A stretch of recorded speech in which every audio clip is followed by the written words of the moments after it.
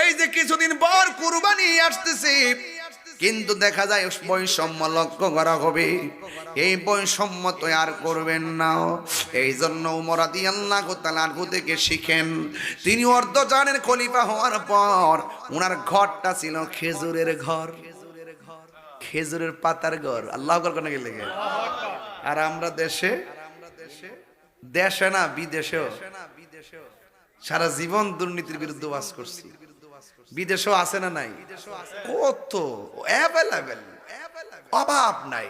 সাবধান, যতটুকু প্রয়োজন ততটুকু করেন, কিছুই কবরে যাবে না। সন্তানকে কোটিপতি বানাইবার আগে মানুষের মতো মানুষের বাচ্চা বানান। কোটি টাকা দিয়া যাবেন, 10-20টা বাড়ি দিয়া যাবেন, দেখবেন যে খ্রিস্টান হয়ে গেছে গা, বেঈমান হয়ে গেছে গা, দিনদারি বুঝে না, নামাজের নিয়ত জানে না, কোরআন শরীফ পড়তেও জানে না, নামাজের নিয়ত হাত তো বাঁধতেই পারে না। কথা কোন ঠিক না বেটি? হ্যাঁ, এই জন্য সন্তানকে